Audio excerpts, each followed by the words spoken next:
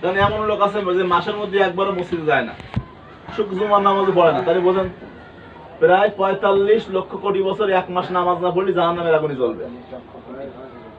কথা বুঝতে পেরেছেন?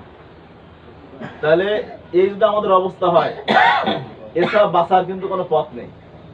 আমরা এখন আছি, একদিন মারা যাবো, কেউ থাকবো না পৃথিবী, থাকবো না। আমরা চাইলে পাবো কার মৃত্যু কখন চলে আসে। আরে ভাই, ইয়ং মানুষ, যুবক মানুষ হুট করে মরে যাইতেছে। আমি চোখের সামনে দেখছি, অনেকগুলো দেখছি, নিজের চোখে দেখছি। এই জন্য আমি আপনি কখন মরে যাবো কোনো গ্যারান্টি আছে না। এই জন্য তওবা করতে হবে আমাদের, যে কোনো সময় তওবা করে আল্লাহর কাছে ফিরে আসে। আল্লাহ ভুল হয়ে গেছে, তোমাদের চিনি নাই, বুঝি নাই, নামাজ পড়তে পারি না, মাফ করে দেন। এখন তো আর কোনো ব্যাক করার সিস্টেম নেই। এর সময় চলে যাচ্ছে, আজকের আসরের সময় জীবন আর ফিরে পাবো আমরা না। একটা সেকেন্ড চলে যাচ্ছে আমার জীবন থেকে, আমি মারা যাচ্ছি একটা সেকেন্ড। ওই সেকেন্ড জীবনে আর ফিরে আসবে না। কালকে থেকে বলবো, বুড়ো হলে বলবো, এরপর এই সুযোগ কেউ পাবে না। এই জন্য আমরা মৃত্যুর আগেই, আমরা সবাই একদিন মারা যাব, মৃত্যুর আগে যদি আমরা তওবা করে মরতে পারি, হ্যাঁ, আল্লাহর কাছে কান্নাকারি করে মারা যেতে পারি, তাও একটা আশা আছে যে আল্লাহ পাক মাফ করে দেবে। কিন্তু তওবা ছাড়া মারা যায়, এই অবস্থায় মারা যায়, কোনো আশা আছে? নাজাতের গ্যারান্টি আছে?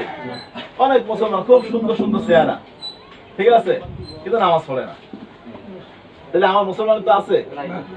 এই জন্য আমরা দুরূদ শরীফ বেশি বেশি করে পড়বো, ঠিক আছে, কিন্তু আগেই কাজ কি? ইমানের পরেই নামাজ, তারপর রোজা। হজ সবার জন্য না, যাকাত সবার জন্য ফরজ।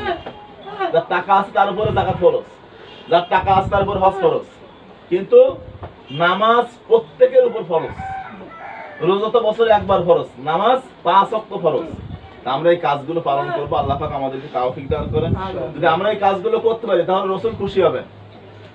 আল্লাহর প্রশংসা করলে রাসূলুল্লাহ খুশি হন, আর রাসূলের প্রশংসা করলে আল্লাহ পাক খুশি হন। আমরা যদি এখন আল্লাহ তাআলার ইবাদত করি, খুশি হবে কি? আল্লাহ, রাসূল খুশি হবে, আল্লাহ খুশি হবে। আর দুরূদ সালাম বলে কে খুশি হন? আল্লাহ পাক খুশি হন। যদি আমরা রাসূলের সন্তুষ্টি পেতে চাই, আমাদের প্রত্যেককে নামাজ পড়তে হবে। তাই আসুন আল্লাহর কাছে আজকে তওবা করি।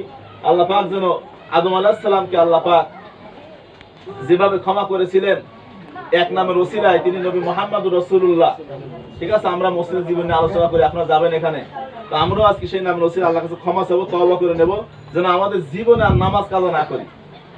আমরা তওবাটা করে দেবো ইনশাআল্লাহ, ঠিক আছে তো ভাই? আলহামদুলিল্লাহ।